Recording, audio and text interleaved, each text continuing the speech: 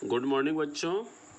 आज हम लोग प्रारंभ करेंगे गोधूली पुस्तक भाग 2 के गद्य खंड में पाठ संख्या 3। पाठ का नाम है भारत से हम क्या सीखें। भारत से हम क्या सीखें, इसमें हम लोग पहले लेखक परिचय जानने का प्रयास करेंगे। लेखक का नाम है फ्रेडरिक मैक्स मूलर। इनका परिचय प्राप्त करने के समय बच्चों तुम लोग उनका जन्म स्थान, उनका जन्म तिथि, इन्होंने किन किन पुस्तकों का अपनी भाषा में अनुवाद किया है, इनके अनुवाद और ये जिस भाषा में लिखे हैं इस रचना को, उसका हिंदी रूपांतरण किसने किया है, अर्थात अनुवादक कौन है, इनके पिता का नाम क्या है, इनका निधन तिथि क्या है। ये इतना तुम लोगों को जरूर करना होगा।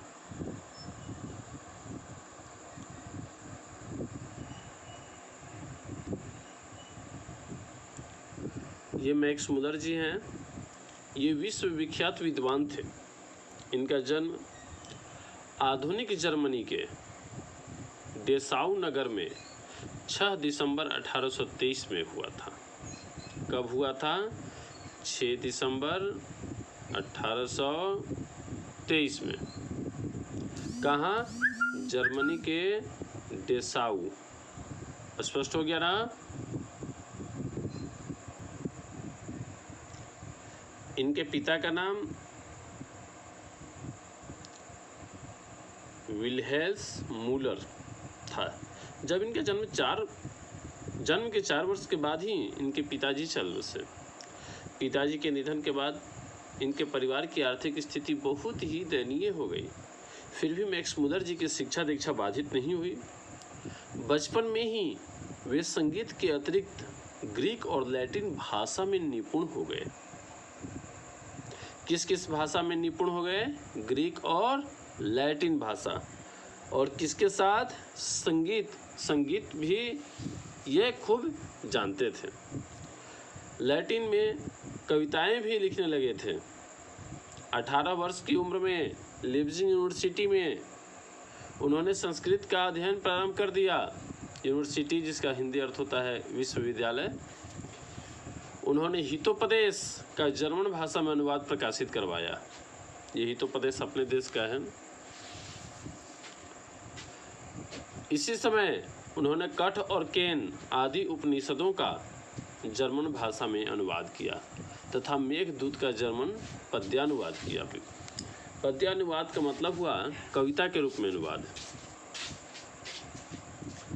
मैक्स मूलर जी उन थोड़े से पाश्चात्य विद्वानों में अग्रणी माने जाते थे। पाश्चात्य का मतलब हुआ पश्चिमी क्षेत्र के, विशेष रूप से यूरोपीय विद्वानों में। जिन्होंने वैदिक तत्वज्ञान को मानव सभ्यता का मूल स्रोत माना। स्वामी विवेकानंद ने उन्हें वेदांतियों का वेदांती कहा। स्वामी विवेकानंद ने मैक्स मूलर जी को क्या कहा?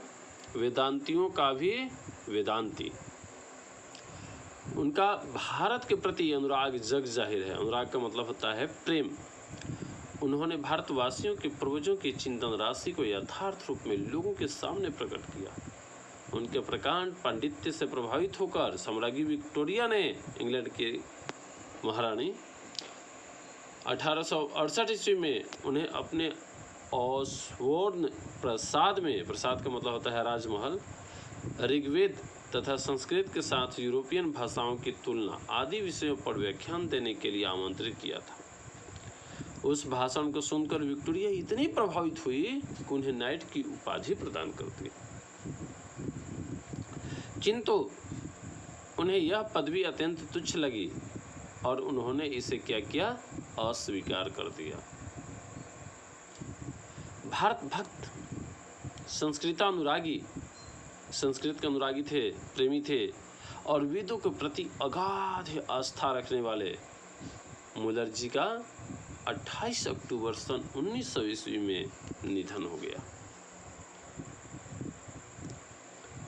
जन्म तिथि और निधन तिथि याद करने का एक तरीका,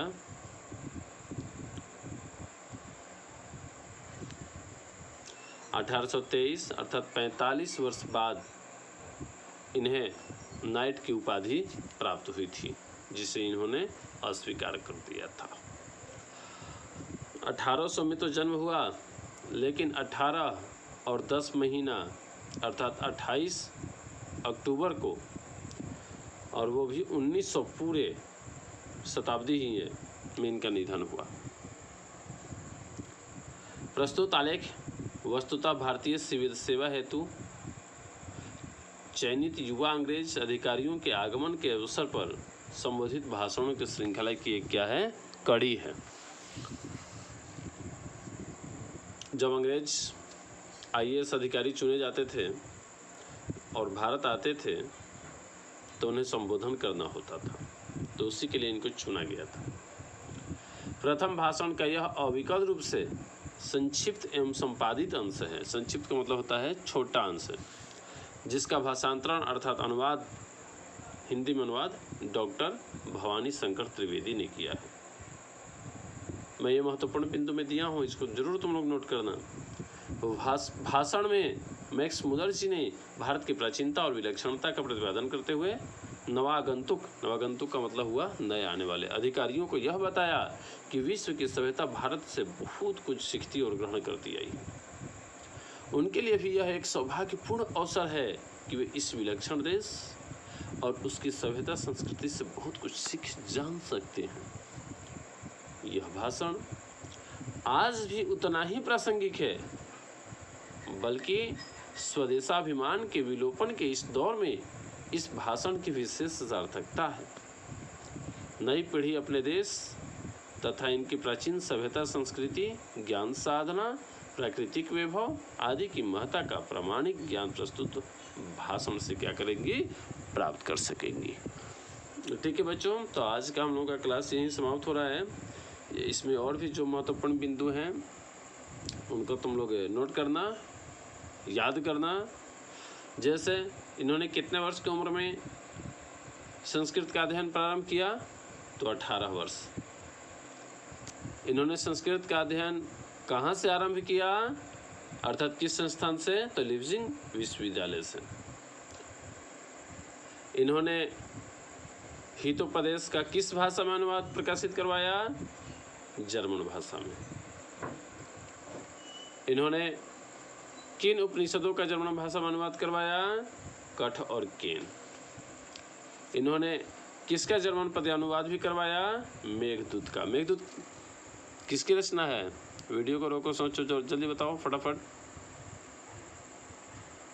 मुझे विश्वास है कि तुम लोगों को याद होगा, पिछले क्लासों में तुम लोगों ने पढ़ा भी होगा। मेघदूत किसकी रचना है, आंसर मिलाओ। दास, ठीक, कालिदास। बहुत सुंदर, खूब सुंदर, अच्छी सोच है तुम्हारी, याद करने की क्षमता है आपके पास। ठीक है, तो आज की क्लास यहीं समाप्त करते हैं। धन्यवाद, फिर अगले दिन मिलेंगे।